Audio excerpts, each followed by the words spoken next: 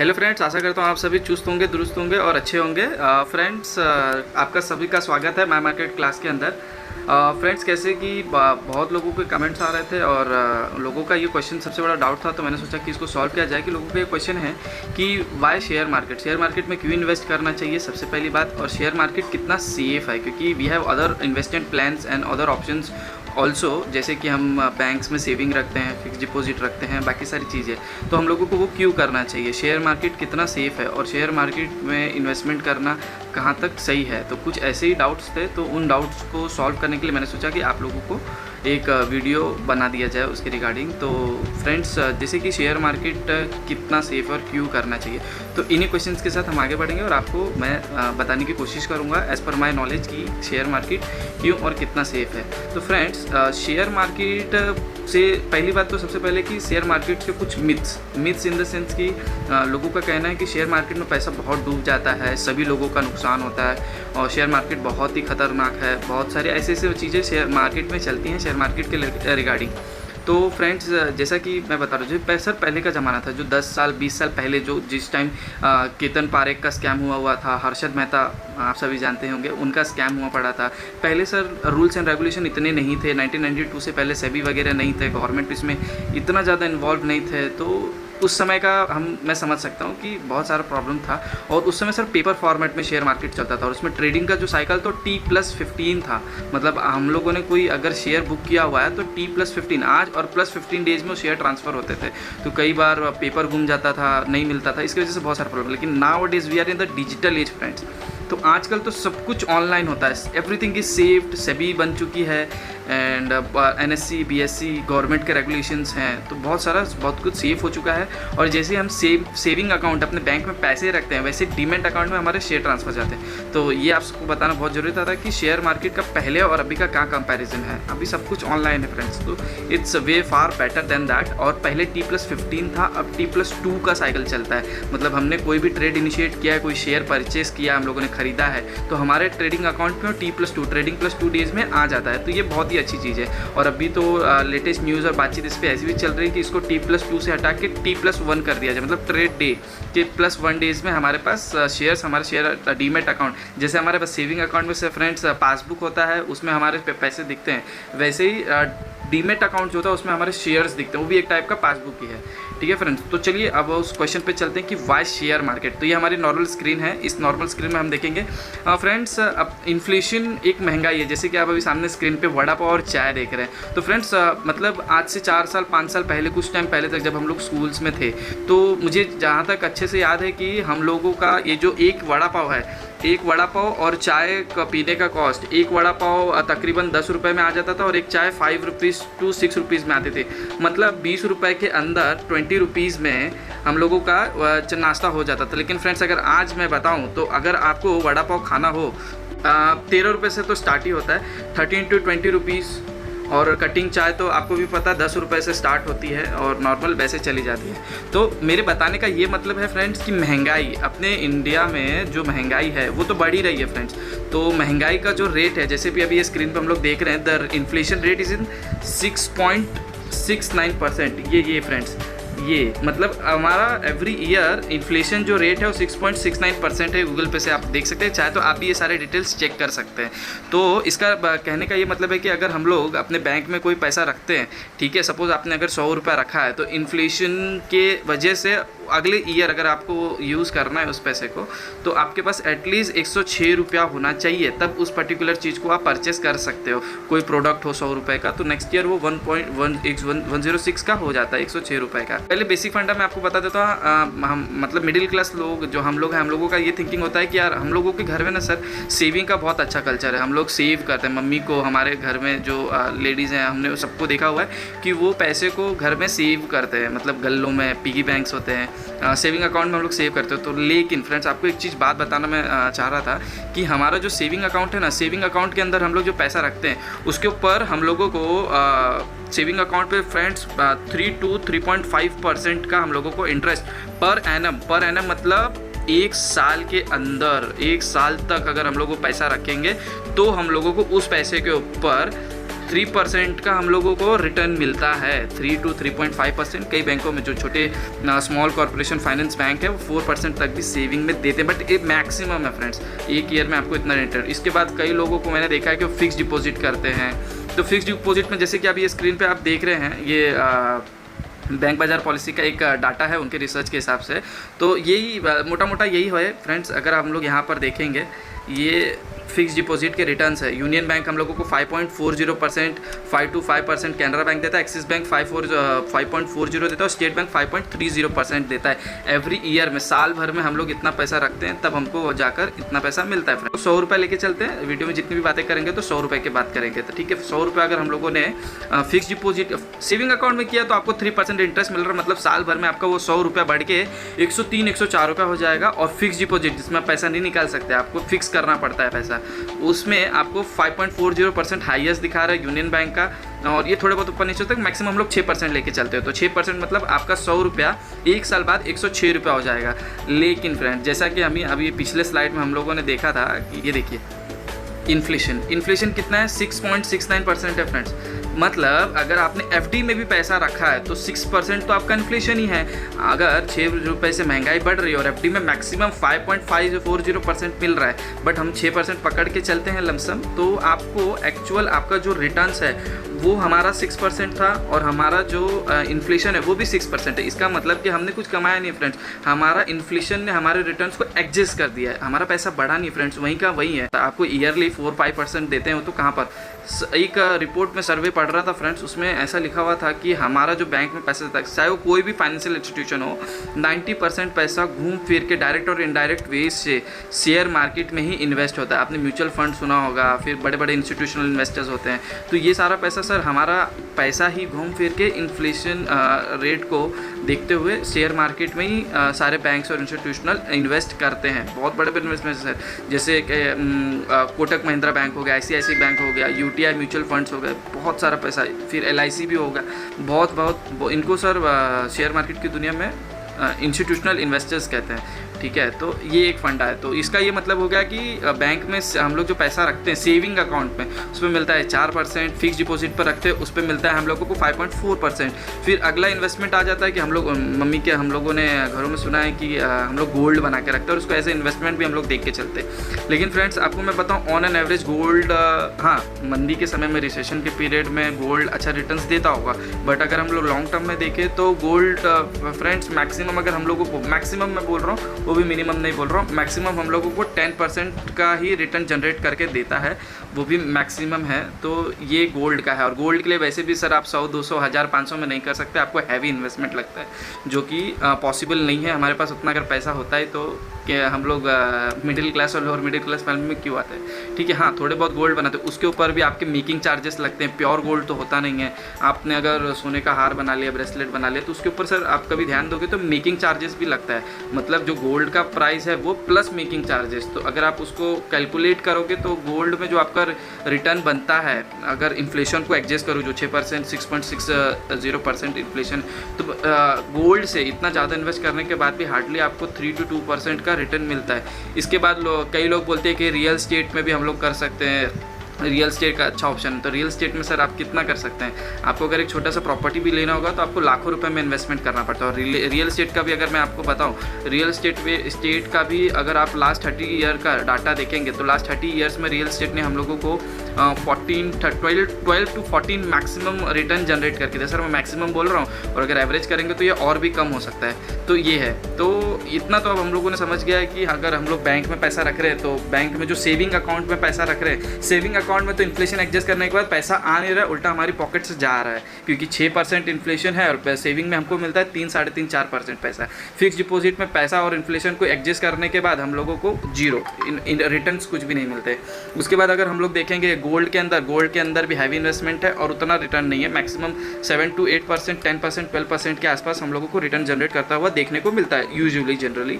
और real estate भी एक अच्छा ऑप्शन हो सकता था, लेकिन हैवी इन्वेस्टमेंट पहली बात, और दूसरी बात उसमें भी बहुत सारे पेपर वर्क्स होते हैं, बहुत सारी चीज़ें देखनी होती है, और वो कुछ ज़्यादा ही लॉन्ग टर्म के लिए हम लोगों को करना पड़ता है। मतलब मैंने ऐसा कभी किसी को नहीं देखा है जनरली कि वो आज घर लिया, मतलब कोई फ्लैट लिया, प्लॉट लिया उसने और अगले साल बेच दिया या 2 साल के अंदर बेच दिया, वैसा कोई नहीं करता। फिर 10 साल, 20 साल, 25 साल। और पहली बात, वो एक एसेट नहीं पकड़ सकते अनलेस एंड अनटिल हम लोग उसको भाड़े पे नहीं देते। ठीक है, सपोज मैंने एक फ्लैट लिया फ्रेंड्स, और उस फ्लैट में खुद रह रहा हूँ, तो वो मेरे लिए एसेट नहीं है, लाइबिलिटी, क्योंकि उससे पैसा जनरेट नहीं हो रहा और मेरा जो 30 लाख रुपये वो तो फंस चुका है। ठीक है, तो वो भी एक चीज़ है, हमारे पास इतना पैसा हो कि हम लोग एक फ्लैट प्लॉट जो भी ले और उसको फिर रेंट पे चढ़ा सके, तो जो उसका प्राइस अप्रिशिएट होगा 10 साल 20 साल में, प्लस जो रेंट आ रहा है उससे हम लोगों को 10 से 12% का इनकम जनरेट होता हुआ दिख सकता है। तो फ्रेंड्स अभी चलो फटाफट मैं आपको कुछ एग्जांपल्स देता हूँ कि शेयर मार्केट ही क्यों अच्छा है। शेयर मार्केट में आप देखेंगे ना फ्रेंड्स, जनरली शेयर मार्केट से हम लोगों को ऑन एन एवरेज, अगर मैं लास्ट 10 ईयर्स की बात करूँ तो CAGR compounded annual growth rate की बात करूँ तो हम लोगों को 14 to 15% हमारे इंडाइसेस, जो इंडियन इंडेक्सेस है, जिसके सबसे पहला है निफ्टी 50 NSE के अंदर है, नेशनल स्टॉक एक्सचेंज, और दूसरा है सेंसेक्स, बॉम्बे स्टॉक एक्सचेंज। ये हमारे दो बड़े इंडेक्सेस हैं जो हम दिखाते हैं। तो इनका अगर आप एवरेज रिटर्न भी देखेंगे तो average return 14 to 15% every year हम लोगों को मिलता ही है।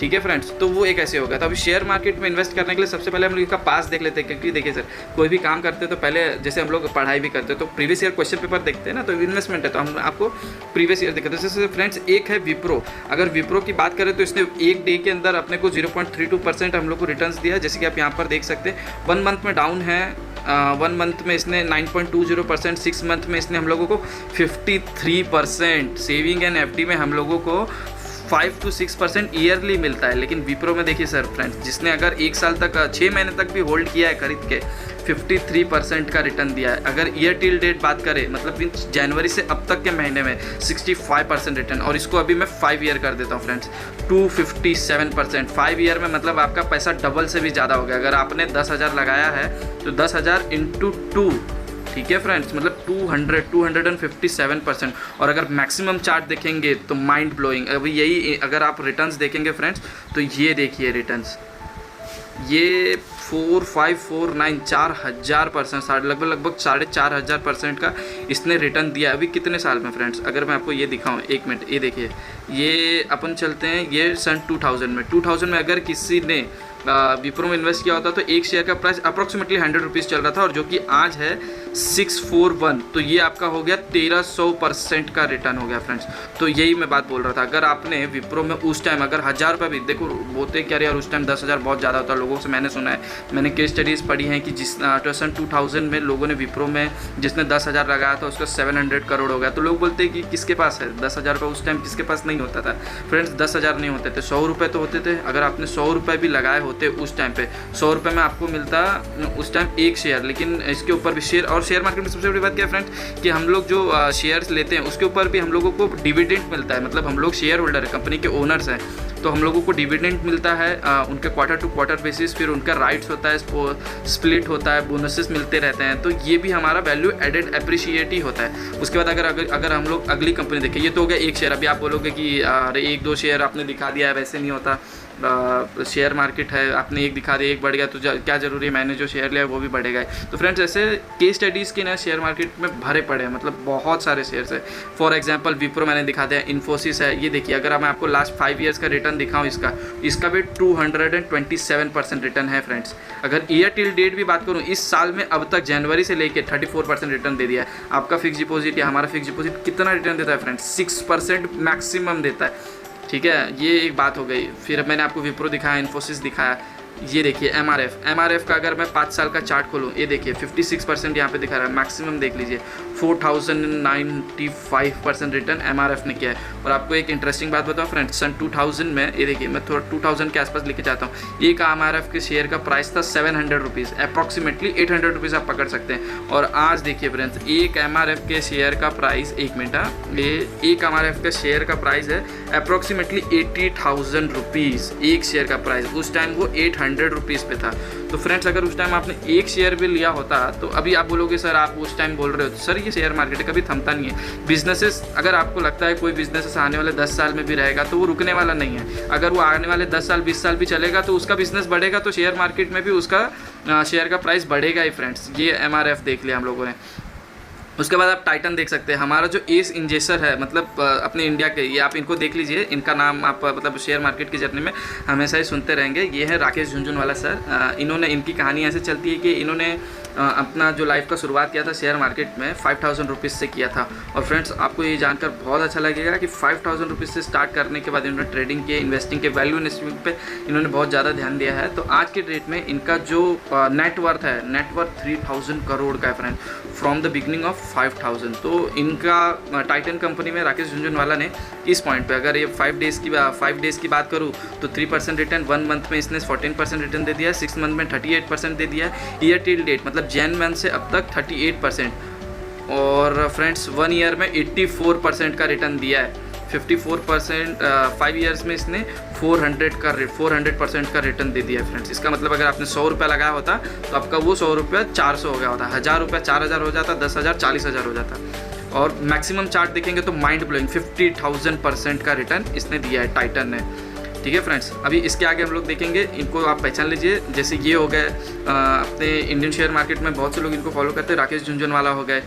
फिर ये राधा कृष्ण दमानी, ये आप इनको बहुत अच्छे से जानते होंगे नहीं, बट आप डी मार्ट को जरूर जानते हैं, तो ये उनके ओनर है राधा कृष्ण दमानी। फिर नितिन केडिया हो गए, फिर बहुत सारे इन्वेस्टर है फ्रेंड्स जिन्होंने शेयर मार्केट में इन्वेस्टमेंट करके अपनी वेल्थ को जनरेट किया। फ्रेंड्स एक चीज़ और मैं आपको बताना चाहूँगा कि शेयर मार्केट में या कहीं पे भी इन्वेस्टमेंट करें, बस आपको इन्फ्लेशन को बीट करना है। 6% से ज़्यादा ईयरली आपको रिटर्न कमाना है, और शेयर मार्केट से बेटर ऑप्शन कहीं नहीं, क्योंकि फ्रेंड्स आपका पैसा घूम फिर के डायरेक्टली इनडायरेक्टली यहीं पे इन्वेस्ट हो रहा है। अभी आप एशियन पेंट देख लो, एशियन पेंट का अगर मैं आपको लास्ट 5 ईयर का चार्ट दिखाऊँ, ये देखिए 187%, और ये अपने सेक्टर में number 1 company Asian paint colour में। इसके बाद आता है बर्जर पेंट आ गया, फिर कांसा नेरोलैक आ गया, ये सारे पेंट्स हो गए। इंडियन रेलवे हो गया, इसका तो फ्रेंड्स मैं क्या ही बोलूँ आपको, 1 मंथ से ये तो मेरे पोर्टफोलियो में भी है। और फ्रेंड्स मैं कोशिश करता हूँ, और मैं आपको वही शेयर्स बताता हूँ जो एक्चुअली में मेरे पास हैं, मतलब जिन शेयर्स में मैंने खुद भी इन्वेस्ट कर रखा है। पहले मैं खुद देखता हूँ, फिर बाद में अपने आप लोगों को बताता हूँ। तो ये स्टार शेयर है, ये मेरे पोर्टफोलियो में, इसका अगर आप वेटेज देखो तो 40% के आसपास है। तो ये एक शेयर हो गया। अभी लास्ट 1 मंथ में जब ये इस प्राइस पे चला था फ्रेंड 2600 के आसपास, इसको हम लोग ने परचेस किया था 2000, और ये आज इसका प्राइस देखिए, ये इस पॉइंट पे मैंने एक्चुअली 2400 पे भी इसको परचेस किया था, फिर SIP के थ्रू, सिस्टमैटिक इन्वेस्टिंग के थ्रू मैंने इसको 2600 पे भी किया, 2700 पे भी किया, और आज इसका प्राइस देखिए 3700 हो गया। और ये आज पिछले 2-3 दिन में 3900 भी टच करके आ चुका है। तो ये इनका बिजनेसेस का भी बंद नहीं होने वाला फ्रेंड्स, रेलवे का भी बंद नहीं हो सकता। आपको भी पता है लोकल अनलेस एंड अनटिल कुछ बहुत बड़ा चेंज है, बट रेलवे जो लोकल है मोनोपोली एंजॉय कर रहा है, और ये कभी बंद नहीं होगा जब तक हम और आप इसमें ट्रैवल करते रहेंगे। कंपनी का बिजनेस बहुत अच्छा है फ्रेंड्स, मतलब जैसे आप नाम में भी देख सकते हैं इंडियन रेलवे का काम इनका है, कैटरिंग का काम इनका, हम लोग गाँव के या लंबी जर्नी के ट्रेन में देखते हैं कैटरिंग सर्विसेज होते हैं, टूरिज्म सर्विसेज होते हैं, और टिकटिंग का काम इनका वैसे चलता ही रहता है। और दूसरा हम देखेंगे कि HDFC बैंक, ये बैंकिंग सेक्टर में प्राइवेट अगर बैंक की बात करें तो HDFC सबसे बड़ा बैंक है, सबसे बड़ा बैंक है। अगर इसका मार्केट कैप देखें तो 8.88 लाख करोड़, 8 लाख करोड़ का मार्केट कैप है फ्रेंड्स, मतलब बहुत बड़ा बैंक है ये। SBI बैंक हो गया, SBI तो PSU बैंक है, HDFC एक प्राइवेट सेक्टर बैंक है। अगर इसका भी मैं आपको दिखाऊँ लास्ट 5 ईयर का रिटर्न, ये देखिए फ्रेंड्स 152%, मतलब 5 साल में। आप अगर कंपेयर करेंगे ना friends, as per my research, जब से मैं चीज़ों को ऑब्जर्व कर रहा हूँ, मैंने देखा है कि जितने भी निफ्टी 50 के स्टॉक्स हैं, टॉप 50 के स्टॉक्स हो गए, या अपने इंडिया के टॉप अपने सेक्टर के टॉप स्टॉक्स हो गए, ये इनमें हमने देखा है कि फ्रेंड्स एवरी 5 ईयर में एटलीस्ट, मतलब अगर हम लोग लॉन्ग टर्म इन्वेस्टमेंट की बात करें, देखिए फ्रेंड लोगों का पैसा सबसे ज़्यादा डूबता कहाँ है, लोग रातों रात करोड़पति बनने की बात करते हैं और किसी का भी टिप ले लेते हैं। फिर न्यूज़ में मैंने देख लिया कई लोग ऐसा करते हैं कि न्यूज़ में मेरे दोस्त ने डाल दिया तो मैं डाल देता हूँ, किसी का टिप लेते हैं। ऐसा अगर हम लोग इन्वेस्टमेंट करते हैं तो फ्रेंड्स फिर लॉस होने के सबसे हाई चांसेस है। लेकिन अगर हम लोग थोड़ा सा रिसर्च कर लेते हैं, कंपनी के बारे में जान लेते हैं, और हम लोग उसको लॉन्ग टर्म के लिए होल्ड करते हैं, लोन लेके नहीं करना है। लॉन्ग टर्म का मतलब होता है कि आप उसको होल्ड करें, ठीक है, मतलब 2 साल 3 साल उस पैसे को, जैसे फिक्स डिपॉजिट में डालते हैं ना, फिक्स डिपॉजिट में एक चीज़ और मैं आपको बताना चाहूँगा, जैसे हम लोग फिक्स डिपॉजिट में पैसा डालते हैं या हम लोग कोई प्रॉपर्टी ले लेते हैं, फॉर एग्जांपल मैंने नालसोपारा में कोई फ्लैट ले लिया, एग्जांपल के लिए बता रहा हूँ फ्रेंड्स, वैसे लिया नहीं है, ठीक है, तो मैंने ले लिया या आपके फैमिली में किसी ने ले लिया, तो मुझे एक बात बताओ, आप डेली एजेंट के पास जाके ये पूछते हो क्या, अरे मैंने 20 लाख का लिया था पिछले हफ्ते, तो ये हफ्ते क्या प्राइस चल रहा है? नहीं फ्रेंड्स, ऐसा कोई भी नहीं करता। एटलीस्ट 5 साल 6 साल 10 साल तक उसका तो प्राइस कोई पूछता ही। लेकिन हाँ, जैसे ही हम लोग शेयर मार्केट में प्राइस कोई पैसा इन्वेस्ट करते तो डेली हम लोग उसको देखने लगते हैं। फ्रेंड्स देखो, शेयर मार्केट है, वॉलेटाइल है, ऊपर नीचे जाता रहता है, लेकिन लॉन्ग टर्म में आप कोई भी शेयर देखोगे, HDFC का ही देख लीजिए, ईयर टिल डेट, ये मैक्सिमम चार्ट मैं इसका ओपन कर देता हूँ। तो इसको देख के क्या लग रहा है आपको, ये देखिए मैं आपको बता रहा हूँ, इसको देख के क्या लग रहा है, ये देखिए लॉन्ग टर्म में ये ऐसा ऊपर ही गया है, ये नीचे नहीं गया। वॉलेटाइल होता रहता है, अपने अपने टाइम पे नीचे ऊपर जाता रहता है, लेकिन ये लॉन्ग टर्म में अगर आप इसको देखेंगे तो ये ऊपर ही गया है। तो जो सबसे ज़्यादा ज़रूरत है कि लॉन्ग टर्म के लिए हम लोग इन्वेस्टेड रहे पर्टिकुलर किसी चीज़ में। तो ये सारी चीज़ें हो गई फ्रेंड्स। अभी मैंने आपको ये भी दिखा दिया कि हम लोगों को फिक्स डिपॉजिट में या फिर सेविंग अकाउंट में, गोल्ड में, real estate versus share market कौन सा बेटर है।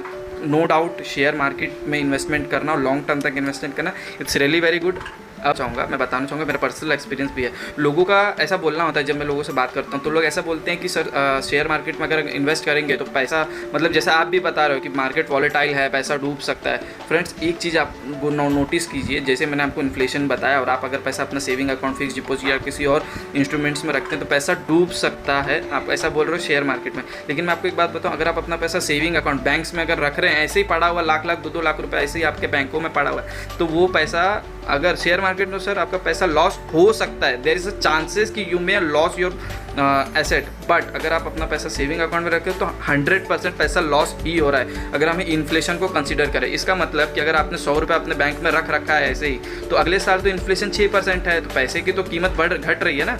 जैसे कि आप अपना डॉलर भी देखोगे, डॉलर स्ट्रांग होता है, पहले इतना स्ट्रांग नहीं था। अभी देख एग्जांपल मैं आपको भी इधर दिखा देता हूँ, ये देखिए फ्रेंड्स कितना आ रहा है, 74 रुपीज़। मतलब $1 के अगर आपको $1 चाहिए उसके लिए आपको 74 रुपीज़ लगेंगे। मतलब रुपी का भी लेवल गिर रहा है, मतलब फ्रेंड्स इन्फ्लेशन के वजह से रुपी भी नीचे ही हो रहा है। तो इसके लिए हम लोग अगर सेविंग अकाउंट में पैसे रखते हैं तो 100% वो पैसा तो हमारा डूब ही, मतलब लॉस ही हो रहा है वहाँ पे।